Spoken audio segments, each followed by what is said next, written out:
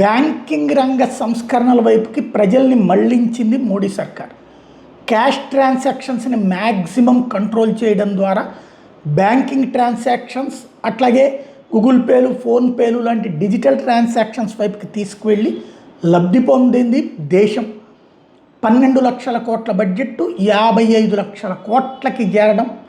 అంతకుముందు కేవలం 95 లక్షల మంది మాత్రమే పన్ను కట్టేటటువంటి దేశంలో ఇప్పుడు దాదాపుగా 6-7 కోట్ల మంది ఇన్కమ్ ట్యాక్స్ కడుతున్నటువంటి పరిస్థితి, కట్టడం కానీ లేకపోతే రిటర్న్ సబ్మిట్ చేయడం కానీ జరుగుతున్నటువంటి పరిస్థితి.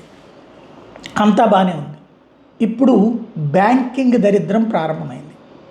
మొన్నటిదాకా బ్యాంకుల్లో ఏటీఎంల్లో అంటే కొన్ని ట్రాన్సాక్షన్స్ క్యాష్ తప్పనిసరి.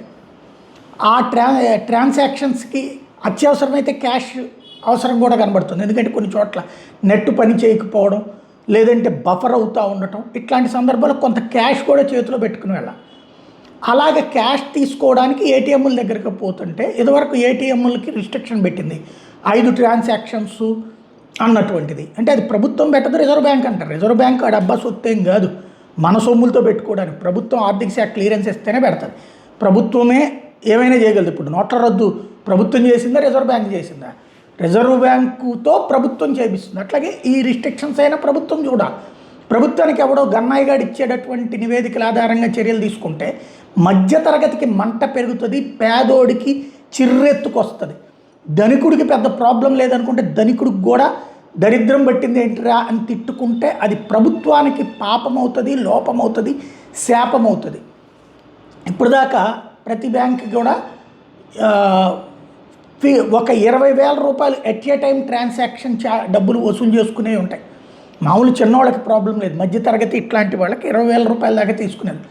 ఇప్పుడు 5,000కి మించి తీసుకోవడానికి వీల్లేదు. హెచ్డిఎఫ్సి లాంటి బ్యాంకులు, ఐసిఐసిఐ లాంటి బ్యాంకుల్లో కూడా 5,000 హయ్యెస్ట్ మనీ తీసుకోవాలి. అంటే 5 ట్రాన్సాక్షన్స్లో 25,000 అవుతుంది. ఆ తర్వాత రేటు పెరిగిపోతుంది. 10,000కి మించి తీసుకోవడానికి వీలు లేనటువంటి పరిస్థితులు సృష్టిస్తున్నారు. ఇప్పుడు ఇదిగో వీళ్ళు పెట్టింది చూడండి, హెచ్డిఎఫ్సి వాళ్ళకి సంబంధించినటువంటిది.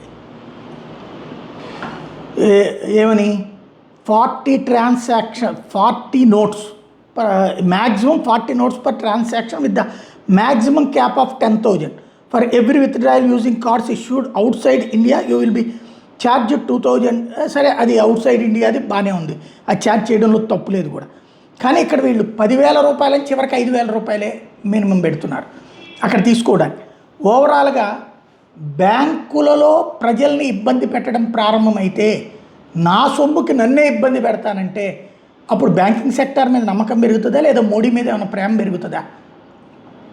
బీజేపీకి సంబంధించినటువంటి వాళ్ళు గ్రౌండ్లో ఈ వారం రోజులు ఇంకా చాలా వస్తాయి. ఇది ఫస్ట్ స్టార్టింగ్ నేను అబ్జర్వ్ చేసింది. ఏది ఏటీఎంలో వచ్చినటువంటి మార్పు. ఈ వారం 10 రోజులు చూడండి, నెల రోజులు చూడండి. మీరు పబ్లిక్ని కన్విన్స్ చేయగలమంటే చేయండి. పబ్లిక్ కన్విన్స్ అయిపోతే ఓకే, లేదా ప్రజల్లో వచ్చే వ్యతిరేకతను తీసుకెళ్ళి కేంద్రానికి చెప్పండి, సెట్ రైట్ అయ్యేలా చేయండి, లేదా జనం చేత్కారాలు ఎక్కువ అవుతాయి.